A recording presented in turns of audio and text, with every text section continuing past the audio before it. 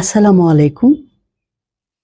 আপনি একজন single mother হয়ে গেছেন এবং এই যে আপনি সিঙ্গেল মাদার হয়ে গেলেন, এই আপনার এই অবস্থানটুকুকে আপনি মেনে নিতে যখনই পারলেন, আপনার সমস্যা অনেক কমে যাবে।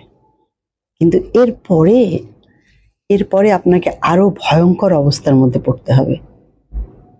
সেটা হচ্ছে অর্থনৈতিক চ্যালেঞ্জ। আপনি যদি বিধবা হয়ে থাকেন, তাহলে আপনি কিছুটা ভালো অবস্থানে থাকবেন। আপনার স্বামী যদি কিছু টাকা পয়সা রেখে যায়, অর্থ সম্পত্তি রেখে যায়, তাহলে তো আলহামদুলিল্লাহ। অথবা শ্বশুর বাড়ির সম্পত্তি, সেটাও পাওয়ার অধিকার আপনার আছে। সেক্ষেত্রে আপনাকে শক্ত হতে হবে। বাংলাদেশের বেশিরভাগ মেয়ে স্বামী মারা গেলে শ্বশুর বাড়ির লোকজন তাকে সম্পত্তির ভাগ দিতে চায় না। সেক্ষেত্রে এটা অবশ্যই আপনাকে আদায় করতে হবে। আপনাকে অনেক কিছু বলবে, আপনি লোভী, আপনি অমুক, আপনি তমুক, কিন্তু আপনার ভুলে গেলে চলবে না, আপনার সন্তানদের জন্য অর্থ কিন্তু লাগবেই লাগবে, এবং এটা আপনার সন্তানদের হক। আরেকটি বিষয়, সেটা হচ্ছে যখন আপনি একাকী হয়ে গেলেন বা একাকী মা হয়ে গেলেন, সেই সময় যদি আপনি কোনো অর্থনৈতিক কর্মকাণ্ডে জড়িত থাকেন, তাহলে তো আলহামদুলিল্লাহ।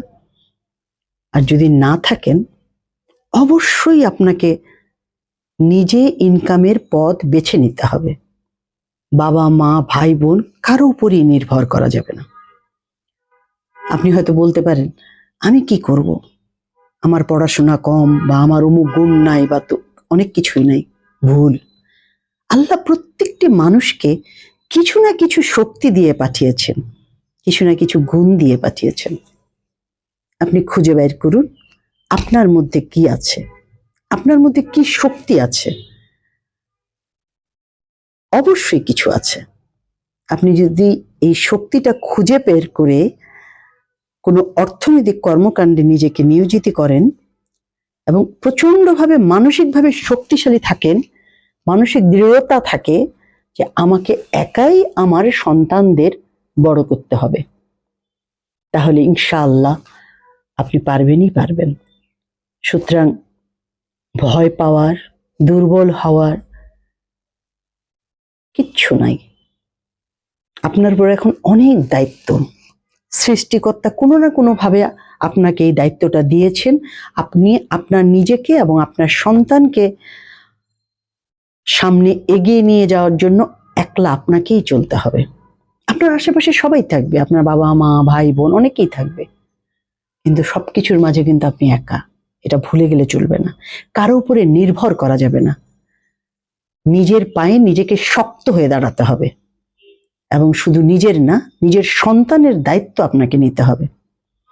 আপনি যদি মানসিকভাবে এই দৃঢ়তা অর্জন করতে পারেন এবং ঠিক পথে পরিচালিত করতে পারেন নিজেকে, ইনশাআল্লাহ আপনি এই অর্থনৈতিক কষ্ট কাটিয়ে উঠবেন।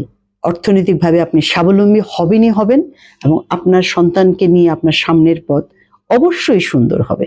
সবাই ভালো থাকবেন।